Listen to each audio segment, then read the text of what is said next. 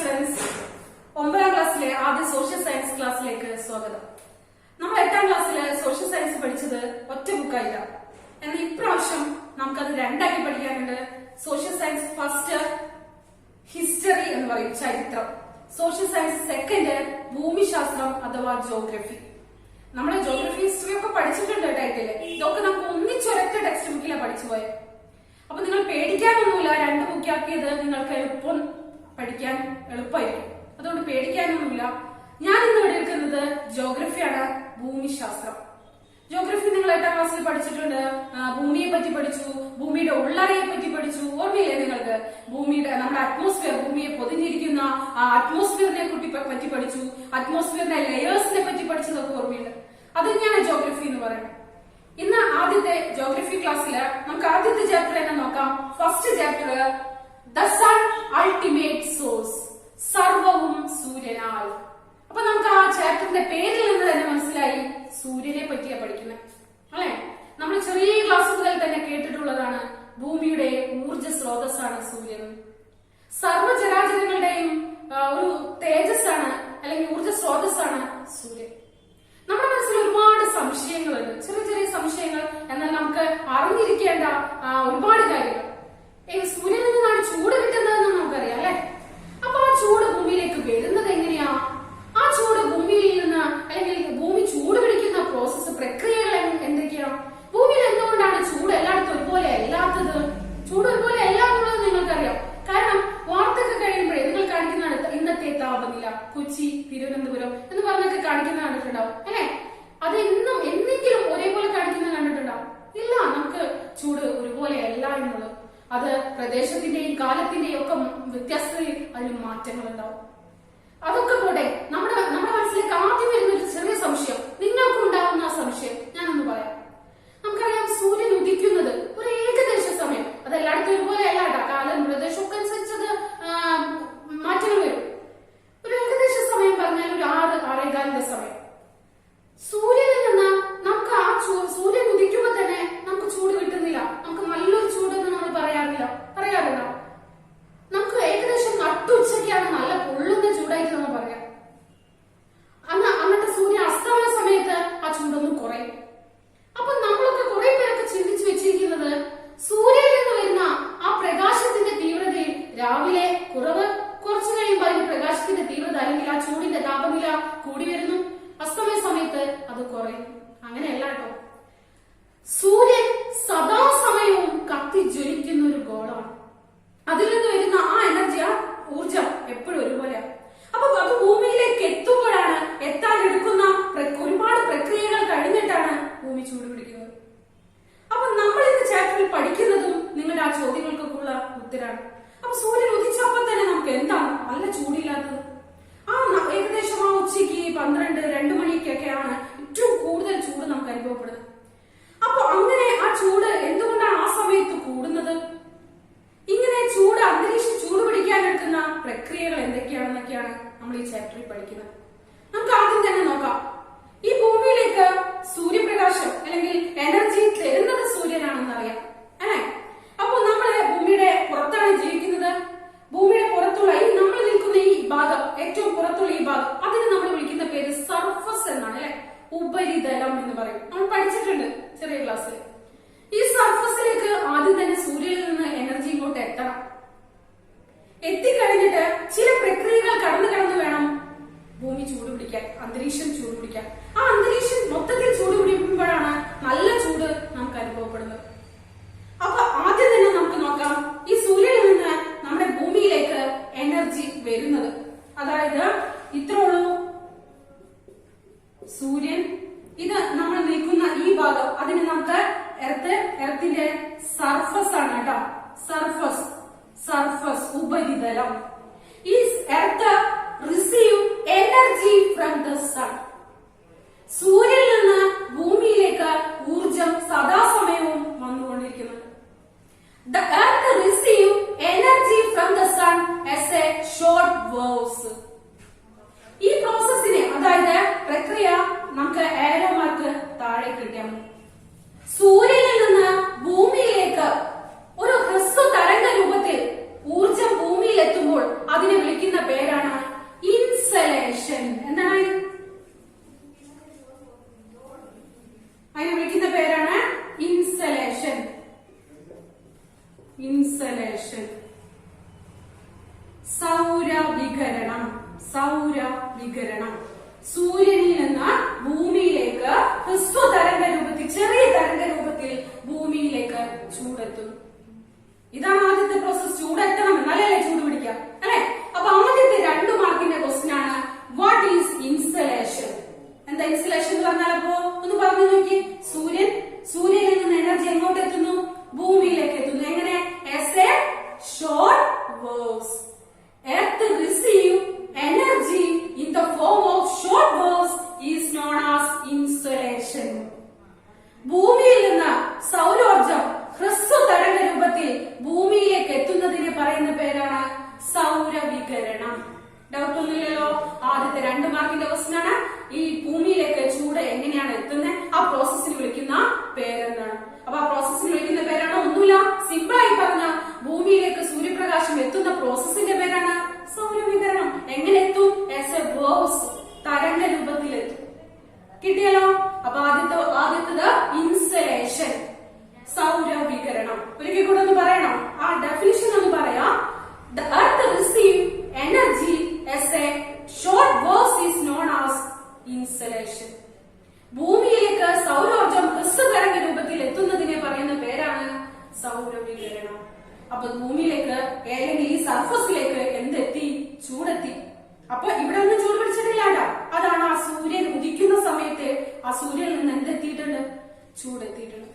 ഇനി നമ്മൾ പഠിക്കുന്നത് അപ്പൊ തന്നെ നമുക്ക് എന്തുകൊണ്ട് ചൂട് അനുഭവപ്പെടുന്നില്ല? നല്ല ചൂടില്ല. ആ സൂര്യൻ ഉദിക്കുന്ന സമയം നമുക്ക് ടെമ്പറേച്ചർ ഏറ്റവും കുറവുള്ള സമയമാണ്.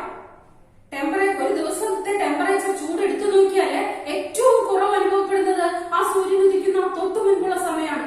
അപ്പൊ ഉദിക്കുമ്പോഴും നല്ല ഒരു ചൂട് നമുക്ക് അനുഭവപ്പെടുന്നില്ല. അതിന്റെ അർത്ഥം ഒരിക്കലും സൂര്യനിൽ നിന്ന് വരുന്ന ചൂടിന്റെ തീവ്രത കുറവെന്നല്ല, എത്തിയിട്ടേ ഉള്ളൂ, അല്ലെ? ആ എത്തുന്ന പ്രോസസ്സിനെ പറയുന്ന പേര് ഇൻസലേഷൻ. ഡൗട്ട് ഒന്നുമില്ലല്ലോ.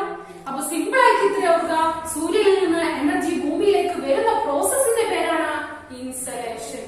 കിട്ടി അല്ലെ? ആദ്യത്തെ ഒരു 2 മാർക്കിന് സെപ്പറേറ്റ് ചോദിക്കുന്ന ഒരു ക്വസ്റ്റ്യൻ. ഇനി ചൂടെത്തി, നമ്മുടെ മെയിൻ കണ്ടന്റിലേക്ക് നമുക്ക് വരാം. ചോദ്യം ശ്രദ്ധിക്കാം. What are the factors, what are the process of heat transfer to the atmosphere? അന്തരീക്ഷ താപന പ്രക്രിയകൾ എന്തെല്ലാം? അന്തരീക്ഷം ചൂട് പിടിക്കുന്ന പ്രക്രിയ എന്തെന്നാണ്? നിങ്ങളൊക്കെ മനസ്സിലാവുന്ന രീതിയിൽ പറഞ്ഞാൽ ഇത്രേ ഉള്ളൂ. രാവിലെ സൂര്യൻ ഉദിച്ച് അപ്പൊ തന്നെ ചൂട് അനുഭവപ്പെടുന്നില്ല. നമുക്ക് നട്ടുച്ചയ്ക്കൊക്കെയാണ് ചൂട് കൂടുതൽ അനുഭവപ്പെടാം. അപ്പൊ ചൂട് ഭൂമിയിൽ എത്തിയിട്ട് അത് അന്തരീക്ഷത്തെ ചൂട് പിടിപ്പിക്കാൻ കുറെ പ്രോസസ്സ് കഴിയണം. അപ്പൊ ഏതൊക്കെ പ്രക്രിയകൾ കടന്നാണ് ഭൂമി ചൂട് പിടിക്കുന്നത് എന്നാണ് ചോദ്യം. എന്താ ചോദ്യം? What are the process of heat transfer to the atmosphere? അന്തരീക്ഷ താപന പ്രക്രിയകൾ. എന്താണ് അന്തരീക്ഷ?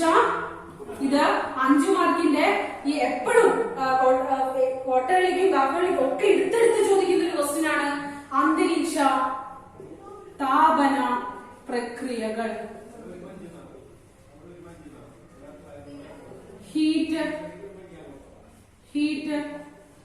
Transfer to the atmosphere.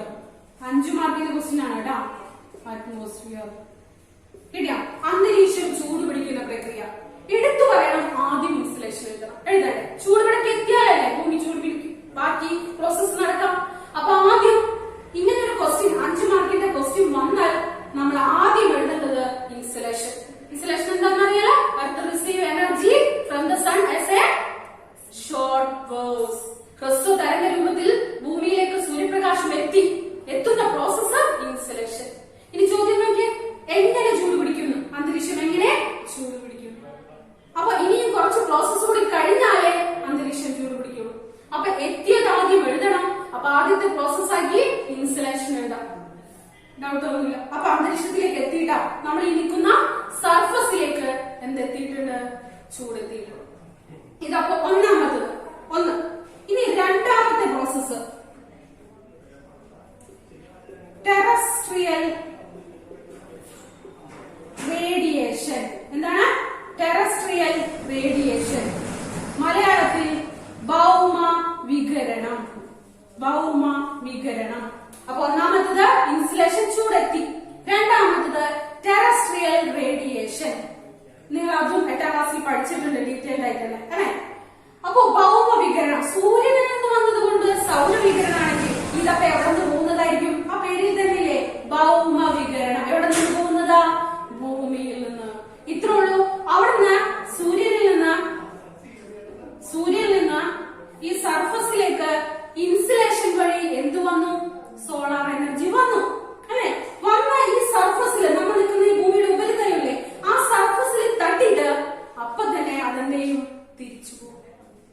അതായത് solar energy transfer to the surface. എവിടേക്ക്? To the outer space as a long waves. അപ്പൊ ചൂട് പിടിച്ചിട്ട്, ഈ ഉപരിതലം ചൂട് പിടിച്ചിട്ട് ആ ചൂടുള്ള വായു ശൂന്യാകാശത്തേക്ക് തിരിച്ചു പോകും. അങ്ങനെ ഭൂമിയിൽ നിന്ന് സൂര്യപ്രകാശം തിരിച്ചു പോകുന്നതിനെ പറയുന്ന പേരാണ് ഭൗമ വികിരണം. ആ പേരിലുണ്ട് കേട്ടോ. സൗരവികിരണം തെറ്റിക്കരുത്.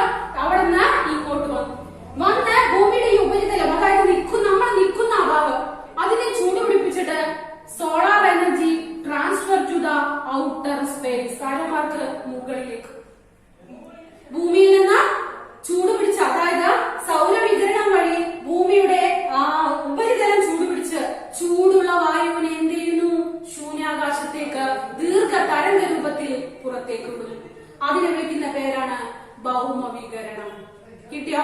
അപ്പൊ സൂര്യനിൽ നിന്ന് സൗരോർജം ഭൂമിയിലേക്ക് എത്തുമ്പോൾ അതിനെ ഇൻസുലേഷൻ അല്ലെങ്കിൽ സൗരവികിരണം എന്നും, ഭൂമിയുടെ ഉപരിതലത്തിൽ തട്ടി ആ എനർജി തിരിച്ച് ഔട്ടർ സ്പേസിലേക്ക് പോകുമ്പോൾ അതിനെ വിളിക്കുന്ന പേരാണ് ടെറസ്ട്രിയൽ റേഡിയേഷൻ, ഭൗമ വികിരണം.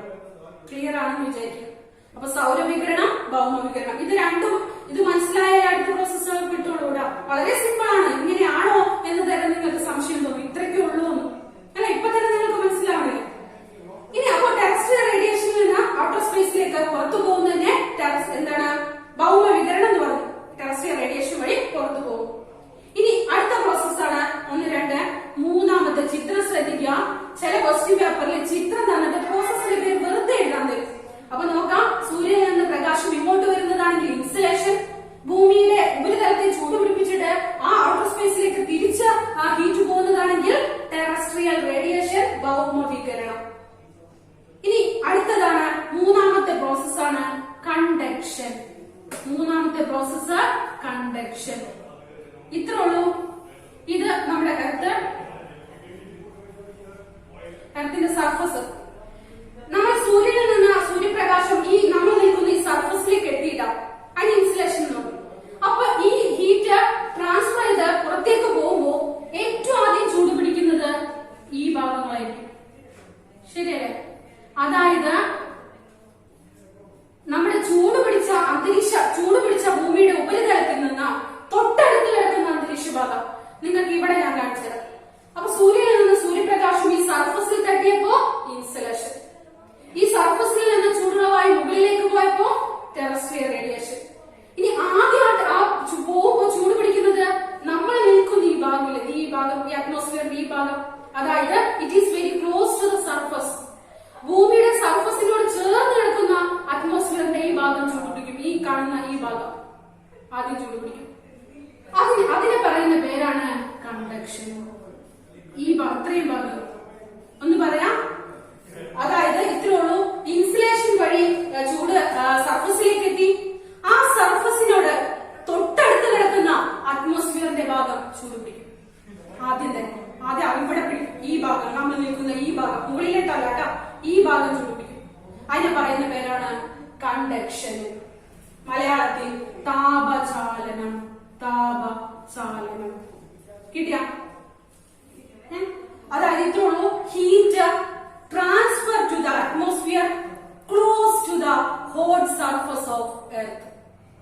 അന്തരീക്ഷത്തിന്റെ ചൂടുള്ള, അതായത് ഭൂമിയുടെ ചൂട് പിടിച്ച ഉപരിഭാഗത്തിനോട് ചേർന്ന് കിടക്കുന്ന ഈ അന്തരീക്ഷ ഭാഗം ചൂട് പിടിക്കുമ്പോൾ തൊട്ടടുത്ത ഭാഗം, അതായത് ഇവിടെ ഇതാണ് സർഫസ് എങ്കിൽ ഈ ഭാഗം, അതിനെ വിളിക്കുന്ന പേരാണ് കണ്ടക്ഷൻ. അപ്പൊ ഭൂമിയുടെ സർഫസ് ചൂടായി, ഈ ഭാഗം ചൂടായി അല്ലെ. അപ്പൊ ഈ ഭാഗം ചൂടാകുമ്പോൾ അതിനെ വിളിക്കുന്ന പേരാണ് കണ്ടക്ഷൻ. ഒന്നുകൂടി അതിന്റെ ഡെഫിനിഷൻ പറയാം.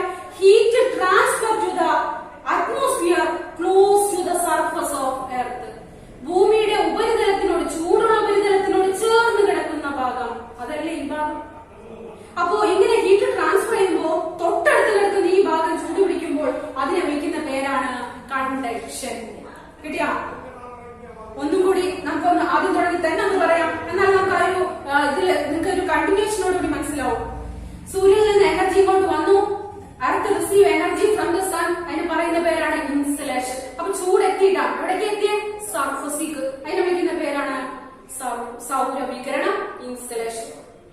അങ്ങനെ എത്തിക്കഴിഞ്ഞ സർഫസ് ചൂട് പിടിച്ചിട്ട് ആ ഹീറ്റ് എനർജി തന്നെ ട്രാൻസ്ഫർ ചെയ്യും എങ്ങോട്ട്, ഔട്ടർ സ്പേസിലേക്ക്. അതിന് പറയുന്ന പേരാണ് ഭൗമവികിരണം, ടെറസ്ട്രിയൽ റേഡിയേഷൻ. ഈ അങ്ങനെ ട്രാൻസ്ഫർ ചെയ്യുമ്പോൾ എർത്തിന്റെ തൊട്ടടുത്ത ഭാഗം, അതായത് നമ്മൾ ഈ കാണുന്ന ഭാഗം ചൂട് പിടിക്കുമ്പോൾ അതിനെ പറയുന്ന പേരാണ് കണ്ടക്ഷൻ അല്ലെങ്കിൽ താപചാലനം. ഇപ്പോഴും ആയിട്ടില്ല. ഇപ്പോഴും ആ ഉച്ച സമയം അല്ലെങ്കിൽ നട്ടുച്ച നല്ല ഏറ്റവും കൂടുതൽ മാക്സിമം ടെമ്പറേച്ചർ അനുഭവപ്പെടുന്ന സമയം ആയിട്ടില്ല. അപ്പൊ ഇനിയും പ്രോസസ് ഉണ്ടാവും അല്ലെ. ഇനി മുകളിൽ ചൂട് പിടിക്കണം, വശങ്ങൾ ചൂട് പിടിക്കണം വേണ്ടേ. അപ്പൊ ഇപ്പൊ ഇവിടെ എത്തിയിട്ടുള്ളൂ, നമ്മൾ നിൽക്കുന്ന ഈ ഭാഗേ ചൂടെത്തിയിട്ടുള്ളൂ. അപ്പൊ മൂന്നാമത്തെ കഴിഞ്ഞു. ഇനി നാലാമത്തെ പ്രോസസ്. അപ്പൊ 1 insulation, 2 terrestrial radiation, 3 conduction, 4 convection. നാലാമത്തത് കൺവെക്ഷൻ, അതായത് സംവഹനം എന്ന് പറയും. നാലാമത്തത് കൺവെക്ഷൻ, അതായത് സംവഹനം. ഇത്രേ ഉള്ളൂ. അതും നമുക്ക് നന്നായി അറിയാം. നമ്മളെ വെള്ളം തിളപ്പിക്കുമ്പോഴേക്ക് അതിന്റെ ആവി എങ്ങോട്ടാ പോവാ, താഴേക്കാണോ മുകളിലേക്കാണോ പോവാ, മുകളിലേക്ക്. അത് നമുക്ക് അറിയുന്ന കാര്യമാണ്. ചൂടുള്ള വായു എപ്പോഴും, ആ ഹീറ്റ് എയർ എപ്പോഴും എങ്ങോട്ടേ പോവുള്ളൂ, മുകളിലേക്കേ പോവുള്ളൂ അല്ലെ. അപ്പൊ നമ്മുടെ ഈ ഭാഗം ചൂട് പിടിച്ചിരിക്കുകയല്ലേ. ഇപ്പൊ ഈ വായു ഏത് വഴി, കണ്ടക്ഷൻ വഴി ഇവിടെയൊക്കെ ചൂടാണ്. ഇവിടെയുള്ള ചൂടുള്ള എയർ വീണ്ടും എങ്ങോട്ട് പോവും, it expand and rise up. അത് വികസിച്ച് അതെങ്ങോട്ട് പോവും, മുകളിലേക്ക് പോവും. ഡൗട്ടൊന്നുമില്ലല്ലോ. ചൂടെത്തി, ചൂട് ഇവിടെ കിട്ടി, ഇവിടുത്തെ ചൂടുള്ള വായു എക്സ്പാൻഡ് ആൻഡ് റൈസ് അപ്പ്, വികസിച്ച് മുകളിലേക്ക് ഉയരും. ആ പ്രോസസ്സിനെ പറയുന്ന പേരാണ് എന്താണ്, സംവഹനം. ഇങ്ങനെയായിരുന്നു. അതായത് ഇവിടെയൊക്കെ ഉള്ള ചൂടുള്ള വായു ഒക്കെ എങ്ങോട്ട് പോവും, മുകളിലേക്ക് പോവും. കിട്ടിയോ? അതിന്റെ ഡെഫിനിഷൻ ഇത്രേ ഉള്ളൂ. The heat air expand and rise up is called convection. ചൂടുള്ള വായു വികസിച്ച് മുകളിലേക്ക് ഉയരുന്ന പ്രക്രിയയെ വിളിക്കുന്ന പേരാണ് എന്താണ്, കൺവെക്ഷൻ. ഇവിടെ വെച്ച് പറയണം. അപ്പൊ താഴേക്ക് സർഫസിലേക്ക്, ഇവിടേക്ക് ഭൂമിയിലേക്ക് സോളാർ എനർജി വന്നു ഇൻസുലേഷൻ വഴി.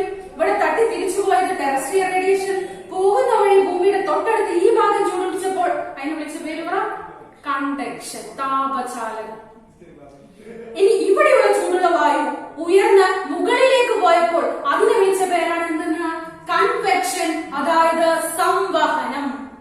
അതും കിട്ടി. ഡൗട്ട് ഒന്നുമില്ല അല്ലെ. അതായത് ഇപ്പോഴും മുഴുവനായിട്ടില്ല. ഇവിടെ ചൂട് പിടിച്ചു അന്തരീക്ഷത്തിന്റെ മുകൾ ഭാഗം, കാരണം ഇത് ഉയർന്നു പോയപ്പോ അവിടെയുള്ള തണുത്ത വായു എന്താക്കി, ചൂടാക്കി. അപ്പൊ അന്തരീക്ഷം പതുക്കെ അവിടെയും ചൂട് പിടിച്ചു. ഇനി നമ്മളുടെ വശങ്ങൾ ചൂട് പിടിക്കണം വേണ്ടേ. ഈ ഇപ്പുറത്തെ വശം 2 സൈഡും ചൂട് പിടിക്കണം. എന്നാലേ അന്തരീക്ഷം, സൂര്യൻ ഉദിച്ച് ആ അന്തരീക്ഷത്തിന്റെ ഹീറ്റ് അല്ലെങ്കിൽ സോളാർ എനർജി ഫുള്ളായിട്ട് അന്തരീക്ഷത്തിലേക്ക് എത്തുള്ളൂ. അത് ഏകദേശം നട്ടുച്ച ആ 12 അല്ലെങ്കിൽ 1 മണിയൊക്കെ ആവും ഈ പ്രോസസ് ഒക്കെ കഴിഞ്ഞു വരുമ്പോഴാണ്. അതുകൊണ്ടാണ് സൂര്യൻ ഉദിച്ച അപ്പം തന്നെ നമുക്ക് എന്ത് കിട്ടാത്തത്, ചൂട് കിട്ടാത്തത്. അന്തരീക്ഷം ചൂട് പിടിക്കാൻ ഇത്രയും പ്രോസസ്സ് കഴിയണം. അപ്പൊ ഈ ലാസ്റ്റ് പ്രോസസ് നോക്കാം. ഇപ്പൊ നമ്മൾ പറഞ്ഞു നിൽക്കുമ്പോൾ ഇവിടെ ചൂടായിട്ടുണ്ട്, അറ്റ്മോസ്ഫിയർ ചൂടായിട്ടുണ്ട് അല്ലെ. ഇനി ലാസ്റ്റത്തെ 5ാമത്തത് ഇവിടെ വയ്ക്കാം. 5ാമത്തത് അഡ്വെക്ഷൻ. 5ാമത്തത് അഡ്വെക്ഷൻ. എന്താണ് അഡ്വെക്ഷൻ? അതായത് അഭിവാഹനം. കാറ്റിന്റെ സഹായം. അതായത് ഇപ്പൊ മുകളിൽ ചൂട് പിടിച്ച് നിൽക്കല്ലേ, മുകളിൽ. അതായത് ഇത്രേ ഉള്ളൂ, horizontal transfer of energy due to the wind. കാറ്റിന്റെ സഹായത്തോടു കൂടി തിരശ്ചീന തലത്തിൽ അങ്ങോട്ടും ഇങ്ങോട്ടും, അതായത് കാറ്റ് ഇപ്പൊ നല്ല ചൂടുള്ള വായു ഇവിടെയുണ്ട്. കാറ്റ് ഇവിടെ നിന്ന് അങ്ങോട്ടാണ് വീശുന്നതെങ്കിൽ ഇവിടുത്തെ ചൂടുള്ള വായുവിനെ അങ്ങോട്ട് കൊണ്ടുപോയി അവിടുത്തെ തണുത്ത വായുവിനെ ചൂടാക്കും. ഇനി കാറ്റ് ഇവിടെയാണെങ്കിൽ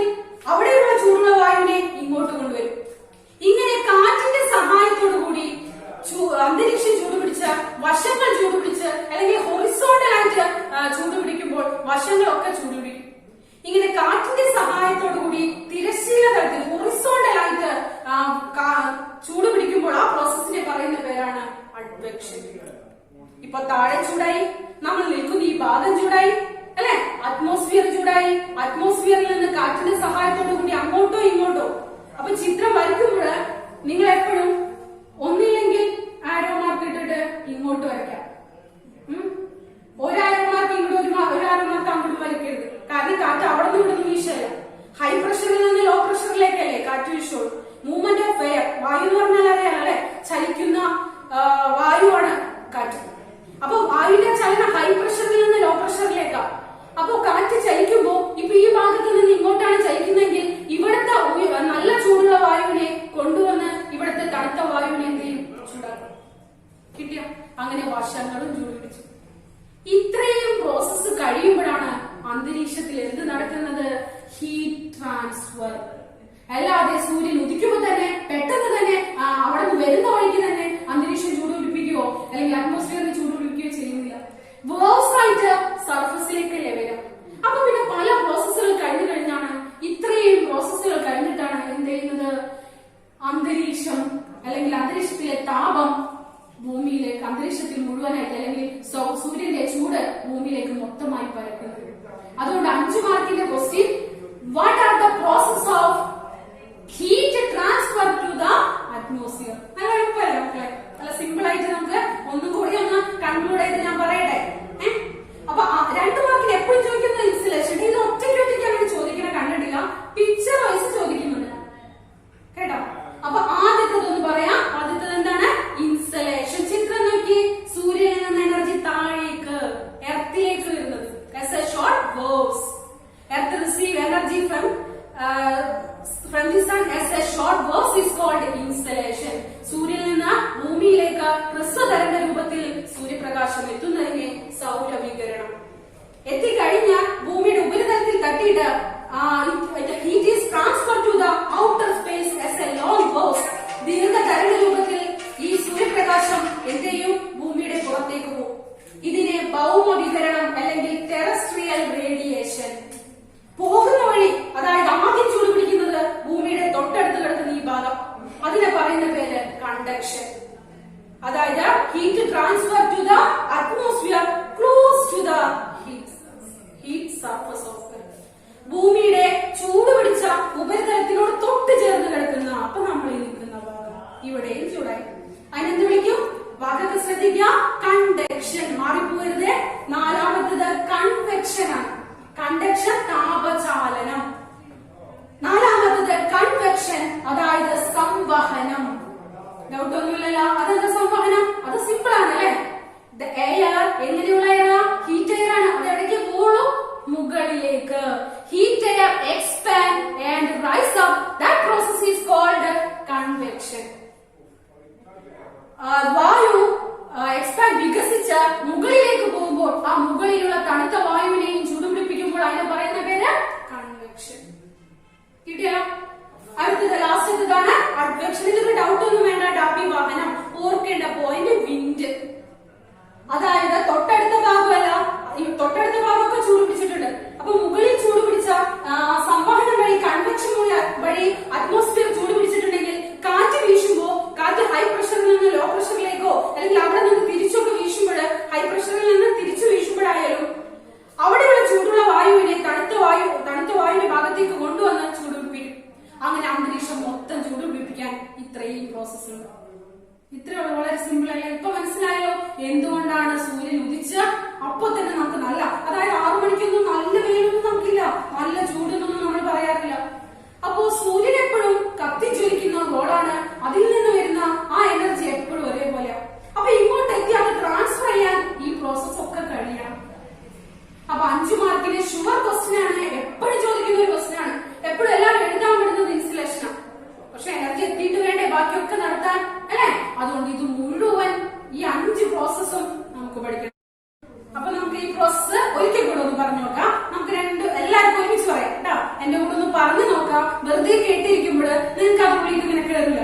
അതുകൊണ്ടാണ് പറയണേ. ഞാൻ പറയുമ്പോ നന്നായി മനസ്സിലായിട്ടുള്ളവർക്ക് അത് കൂടെ പറയാൻ പറ്റും. അപ്പൊ ആദ്യത്തെ പ്രോസസ്സ് ഇൻസ്റ്റലേഷൻ. എന്താണ്? സൗരവികിരണം. 2 ടെറസ്ട്രിയൽ റേഡിയേഷൻ, അതായത് ഭൗമവികിരണം. ചിത്രമൊക്കെ മനസ്സിൽ വരണം കേട്ടോ. സൂര്യനിൽ നിന്ന് എനർജി താഴേക്ക് വന്നു, ഇവിടെ താഴെ തട്ടി തിരിച്ചുപോയി അല്ലെ. 3ാമത്തത് കണ്ടക്ഷൻ. തിരിച്ചു പോയപ്പോ തൊട്ടടുത്ത് കിടക്കുന്ന ഈ അറ്റ്മോസ്ഫിയർ ചൂടായി. അതിനെ പറയുന്ന പേര് കണ്ടക്ഷൻ താപചാലനം. ഇനി ഇവിടെയുള്ള ചൂടുള്ള വായു എന്തായാലും ഇങ്ങോട്ട് പോയി മുകളിലേക്ക് പോയി. എന്നിട്ടുള്ളതാണ് എന്താ? കൺവെക്ഷൻ, സംവഹനം. ഇനി കാറ്റിന്റെ സഹായത്തോടുകൂടി വശം ചൂട് പിടിച്ചപ്പോ അഡ്വെക്ഷൻ. ഇത്രയുള്ളൂ, സിമ്പിൾ അല്ലേ? അപ്പോ ഇന്നത്തെ ക്ലാസ്സിൽ ചെറിയൊരു ടോപ്പിക് നമുക്ക് പഠിച്ചാൽ മതി.